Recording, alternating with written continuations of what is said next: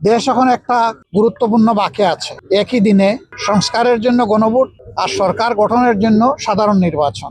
12 তারিখের এই নির্বাচন নির্বিঘ্ন হোক, সুন্দর হোক এবং গ্রহণযোগ্য হোক।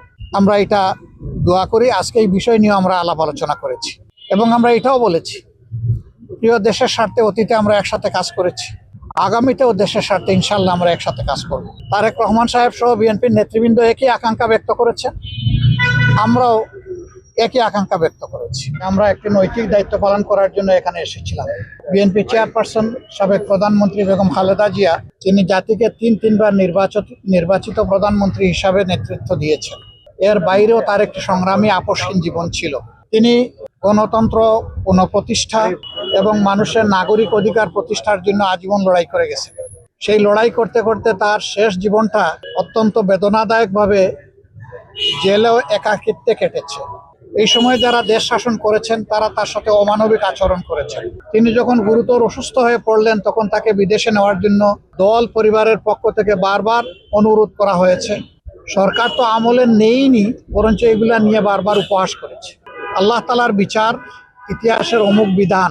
শেষ পর্যন্ত তিনি চিকিৎসা নিয়েছেন, বিদেশেও গিয়েছেন, কিন্তু ততক্ষণে তার বিশাল ক্ষতি হয়ে গিয়েছে। সেই যে তিনি ব্রিটেন থেকে ফিরে আসলেন, আর কিন্তু বিদেশ চিকিৎসা নিতে যাওয়ার মতো উপযুক্ত স্বাস্থ্য আর তার থাকলো না। স্বাস্থ্যটা এতটাই ভেঙে পড়লো যে শেষ চিকিৎসা তাকে দেশেই নিতে হয়েছে।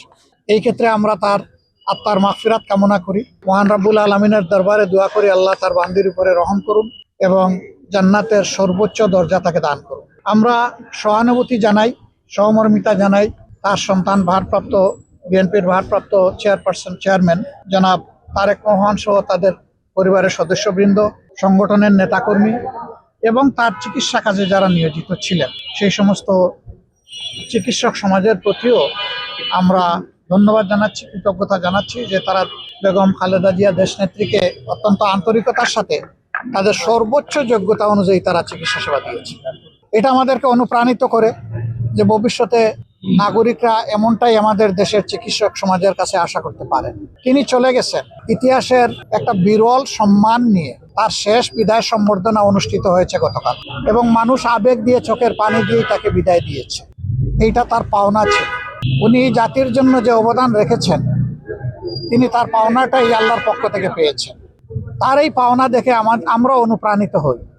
আমরাও যদি জাতির জন্য সেরকমটা অবদান রাখতে পারি, হয়তোবা দেশের মানুষ আমাদেরকে এইরকমই একদিন বিদায় দেবে। এটা সবার কপালে জুটে না।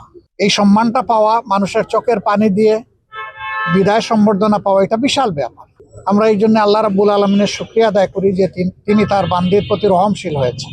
দেশ এখন একটা গুরুত্বপূর্ণ বাঁকে আছে। আগামী নির্বাচন অনুষ্ঠিত হবে একই দিনে, জাতীয় সংসদ নির্বাচন এবং গণভোট। সংস্কারের জন্য গণভোট আর সরকার গঠনের জন্য সাধারণ নির্বাচন। 12 তারিখের এই নির্বাচন নির্বিঘ্ন হোক, সুন্দর হোক এবং গ্রহণযোগ্য হোক।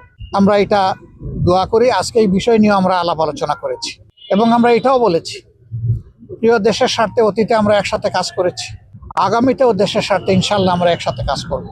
তারেক রহমান সাহেব সহ বিএনপির নেতৃবৃন্দ একই আকাঙ্ক্ষা ব্যক্ত করেছেন, আমরাও একই আকাঙ্ক্ষা ব্যক্ত করেছি। এমনকি আমরা এটাও বলেছি যে 5টা বছরের জন্য জাতির স্থিতিশীলতার স্বার্থে, একটা সুন্দর পরিবেশ ফিরিয়ে আনার স্বার্থে আমরা সবাই মিলেমিশে ভালো কোনো চিন্তা করতে পারি কিনা সেটাও আমাদের চিন্তা করা দরকার।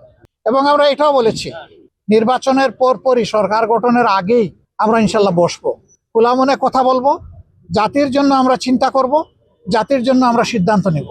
আপনারা দোয়া করবেন আমরা সবাই যেন ম্যাডাম যে ঐক্যের জায়গাটা পাটাতন যেটা তৈরি করে দিয়ে গেছে, তার উপর দাঁড়িয়ে আমরা যেন আমাদের দায়িত্ব পালন করতে পারি। আপনাদের সবাইকে অসংখ্য ধন্যবাদ। আবারও ম্যাডামের আত্মার মাগফিরাত কামনা করছি এবং শোক সন্তপ্ত পরিবার, তার আপনজন, প্রিয়জন, তার সহকর্মীবৃন্দ, দেশবাসীর প্রতি আমরা গভীর সমবেদনা জ্ঞাপন করছি। আসসালামু আলাইকুম ওয়া রাহমাতুল্লাহ।